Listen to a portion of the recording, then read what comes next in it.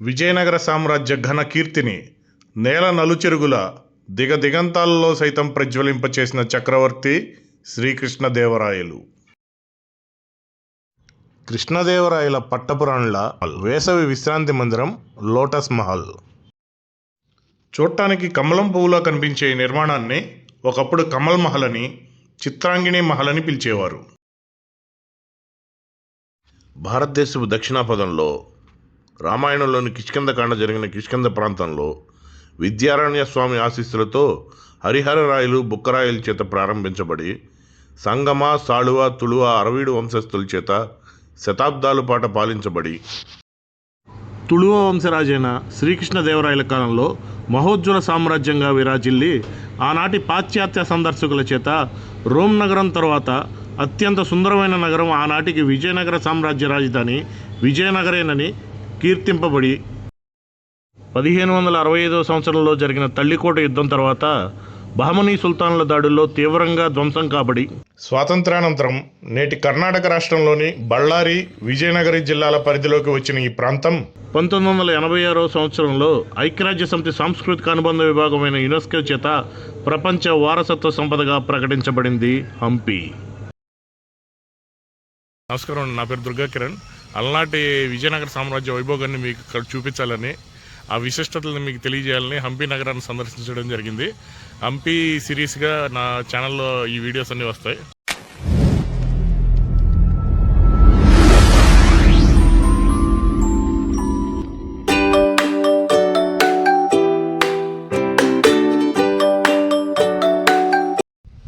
Lotus Mahal హంపిలోని జనానా ఆవరణలో ఉంది.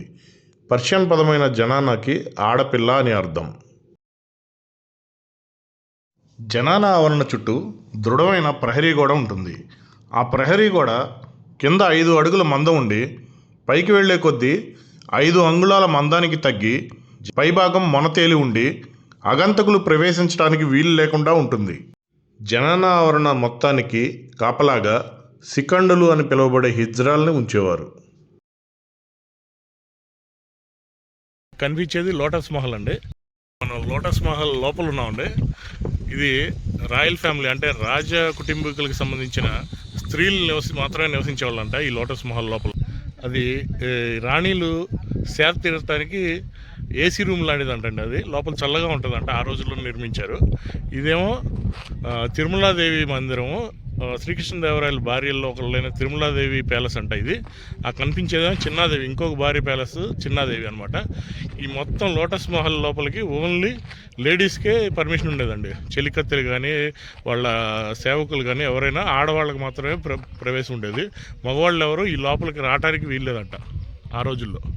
జనానా ఆవరణ లోపల శ్రీకృష్ణదేవరాయలు పెద్ద భార్య అయిన తిరుమలాదేవి నివసించే రాణిమహల్, అలాగే శ్రీకృష్ణదేవరాయలు రెండవ భార్య అయిన చిన్నాదేవి నివసించే జలమహల్ ఉన్నాయి.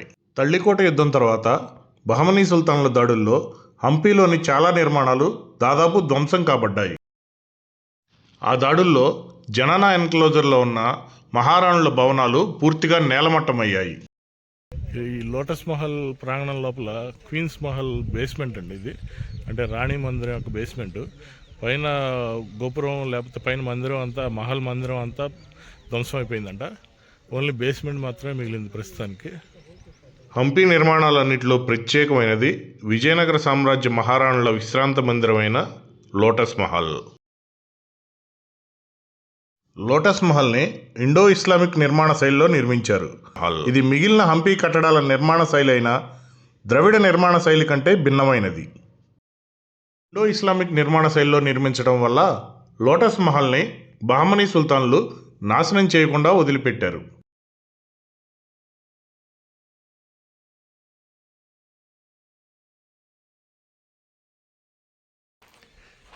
లోటస్ మహల్ కలర్ చూసారండి, ఇది లైట్ పింక్ కలర్లో ఉంది. యాక్చువల్గా ఇది వెన్నెల రాత్రుల్లో బంగారు వర్ణంలో దగదగ మెరిసిపోయేదంటండి ఆ రోజుల్లో. ఈ కలర్ ఇన్ని సంవత్సరాల తర్వాత చాలా షేడ్ అయిపోయింది, అంటే చాలా వరకు కలర్ పోయిందనమాట.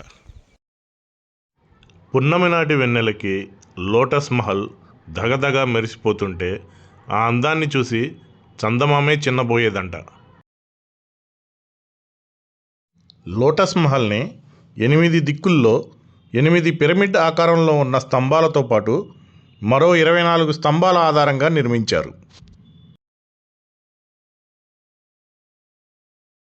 ఈ లోటస్ మహల్ మొత్తం 2 ఫ్లోర్లో ఉంటుందండి. ఇది కింద ఫ్లోరు. పై ఫ్లోర్లో రాణీలు ఉండేవాళ్ళంట ఆ రోజుల్లో. ప్రస్తుతం పై ఫ్లోర్కి టూరిస్టులకి ఎలో చేయట్లేదు. ఇది ఎలా అంటే అసలు ఈ న్యాచురల్ కూలింగ్గా ఎలా చేశారంటే ఈ స్తంభాల మధ్యలో పైప్ లైన్ ఉందంటండి. ఆ పైప్ లైన్ ద్వారా వాటర్ పంపించేవాళ్ళంట. ఆ వాటర్కి లీకేజ్ అయ్యి ఈ స్తంభాల్లో ఉన్న మట్టి సున్నం అన్నీ తడిసి చల్లగా అవుతాయంట. దానికి గాలి తగిలితే చల్లటి గాలి వస్తుందంట. అలా ఇది న్యాచురల్ ఏసీ రూమ్స్గా తయారు చేశారు ఆ రోజుల్లో. జనాన ఆవరణలోకి పురుషులకు ప్రవేశం లేదు అనే నిబంధన కేవలం శ్రీకృష్ణదేవరాయలు రాజ్యంలో లేని సమయంలో మాత్రమే అమల్లో ఉండేది. శ్రీకృష్ణదేవరాయలు లోటస్ మహల్లో మంత్రివర్గ సమావేశాలను కూడా నిర్వహించేవారు. జనాన ఆవరణ ప్రహరిని ఆనుకుని ఉంటుంది హంపి నిర్మాణాలలో ఒకటైన విజయనగర సామ్రాజ్య గజశాల.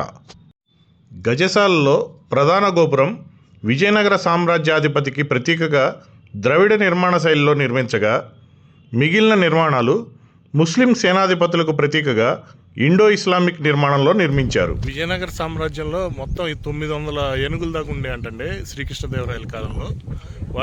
వాటిలన్నింటినీ ఇక్కడ సమీపంలోనే అనిగొంద అనే ప్రాంతంలో వాటిలన్నింటినీ ఉంచేవాళ్ళంట. ఇక్కడ మటుకి రాయల్ ఫ్యామిలీ కోసం 11 ఏనుగుల్ని, రాజ ఏనుగుల్ని ఇక్కడ ఉంచేవాళ్ళు అంటండి. ఆ ఏనుగుల్ని ఉంచే స్థలమే మనం వెనకాల చూసేది. దీన్నే గజశాల అంటారు. ఆ కనపడే మాన్యుమెంట్ గజశాలకు సంబంధించిన ఖజానా అంటండి. అంటే ఉత్సవాలకు ఏనుగులను బయటికి తీసుకెళ్లేటప్పుడు వాటిని అలంకరించేవాళ్ళు. ఆ అలంకరణ సామాగ్రి మొత్తం ఆ ఖజానాలో ఉండేదంట. అయితే బహమనీ సుల్తానుల దాడిలో ఆ ఖజానా మొత్తం కొల్లగొట్టి ఆ బంగారాన్ని అంతా తస్కరించడం జరిగిందంట. లోటస్ మహల్, ఎలిఫెంట్ స్టేబుల్స్తో పాటు హంపీలోని అనేక నిర్మాణాలను సంయుక్తంగా 1986వ సంవత్సరంలో యునెస్కో ప్రపంచ వారసత్వ సంపదగా ప్రకటించింది.